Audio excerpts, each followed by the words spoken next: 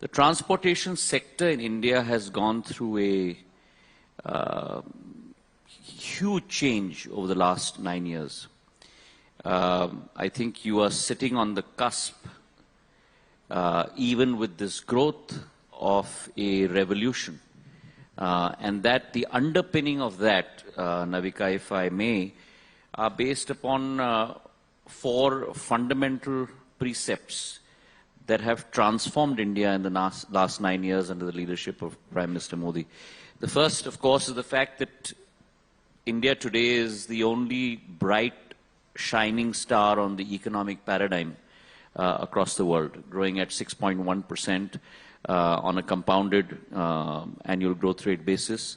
And don't forget that the magic in an economic story lies not necessarily in blips of economic growth of 10% or 9% or 8%, but really a CAGR of upwards of 5.5% that transforms lives across the world. And same has been the story in the US, a country that one looks at in terms of its economic strength. The US grew at 2%, but it grew at 2% for 100 years. And that's what transformed the US's story. So the first is economic growth. The second is the increasing urbanization that's happening in India. India over the last 9 years has today grown to roughly about 34% of our population living in urban agglomerates. And that number is only going to grow by the year 2030 to close to about 40%. That brings with it a tremendous amount of latent demand. Third is the increasing disposable income among all our people across the length and breadth of India. And finally, the fourth, which I believe is one of the most important factors, is the aspirations of us as Indians has really reached new heights. So I think these 4 fundamental precepts are bringing about a fundamental transformation in the way the transportation sector is changing. Civil aviation, 2013-14, we transported roughly about 6 crore passengers domestically.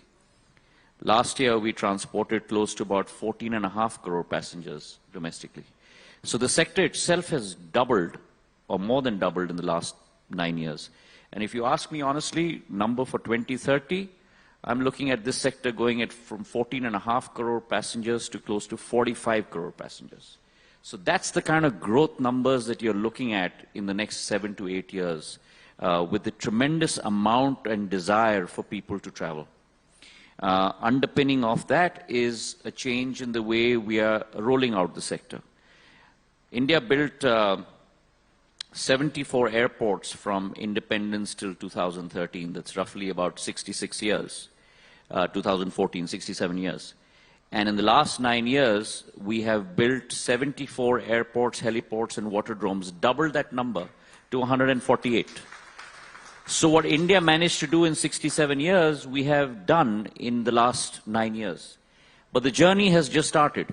And through this conference, I'd like to inform our viewers as well, we've pegged the number really high over the next 4 years. We plan to take this number from 148 to upwards of 200 airports, waterdromes, and heliports in India over the next 4 to 5 years. So that's the kind of potential that we're looking at going forward, both in terms of passenger traffic and in terms of infrastructure. Mr. Scindia, you made a statement that you have a massive game plan coming up for the aviation sector. Since you made that remark, people have stopped breathing. They're waiting for you to unveil the massive game plan. On the India Economic Conclave, would you want our audiences to know what that massive game plan is all about? So that's a good follow-up question, because once you define your mission and the growth drivers and demand, then the next plausible question is how are you going to make sure that you're able to service that demand? And I'm in a service industry, I'm in a service business. And therefore, the 2 fundamental, again, precepts based with that, if you look at airports, when I talk about the fact that we're going to grow from 148 to almost 200, 220 airports over the next 4 to 5 years, we have close to a 98,000 crore capex plan in place for the next 3 to 4 years.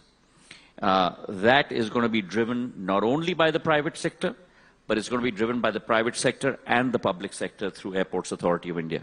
Airports Authority of India will roughly do a capex between 32 to 34,000 crores out of those 98,000 crores, which will cover 42 greenfield airports and 42 brownfield airports and 3 greenfield airports, of which one we've already built in Holongi in Arunachal Pradesh at a cost of roughly about 750 crores.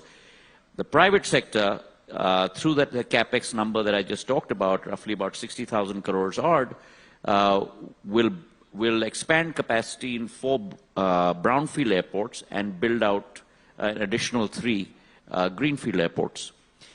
So that being the plan from a macro perspective, civil aviation has always worked on a hub and spoke policy. So when you look at both the hubs and the spokes, we've got 6 metros in our country. Our current throughput capacity in our 6 metros, which is Bombay, Delhi, Kolkata, Hyderabad, Bengaluru, Chennai, those 6 metros is roughly about 220 million throughput on an annual basis. In the next 3 to 4 years, that throughput on these 6 airports, including Jewar and Navi Mumbai, which are coming up, will go to a 425 million. So those are the numbers that we're talking about. Delhi Airport today services roughly about 70 million passengers. We're going to grow that number to 109 million by the end of this year with a new 4th terminal and a new runway. It's going to become one of the largest airports in the world today, even beyond Atlanta. That's the kind of scale that civil aviation is going to grow at. When you look at aircrafts, because you've got to have aircrafts that when you're expanding airport capacity, we had roughly about 400 aircrafts in 2013-14. We've grown that fleet by almost 75% to 700 aircraft. And my rough back-of-the-envelope number for the next 5 to 7 years is this 700 should easily go to 1,200 or 1,400. So you're going to have a huge increase in your fleet capacity. And mind you, when I talk about fleet capacity and I talk about airports, we're not only talking about big cities, tier 1 cities in India. It's our initiative to take civil aviation to tier 2 and tier 3 cities. And therefore, last mile connectivity for me is extremely important. So I'm not only concentrating on international traffic, on Airbus and 737s, but also sub-20-seater aircrafts. Your Cessna Citations, your smaller aircraft, looking at helicopters in terms of last mile connectivity into northeast areas, into hilly states, into Jammu and Kashmir. Through Udan, we are bringing about a new round. We did Udan 4.2, which looked at only small aircraft and helicopters, close to about 186 routes. Udan 5.1, which I'm going to bring out in the next couple of months, will again look only at helicopters. Because taking last mile connectivity down to the grassroots level is one of the PM's most important projects, which we're going to make sure that we deliver on for all our people across the country.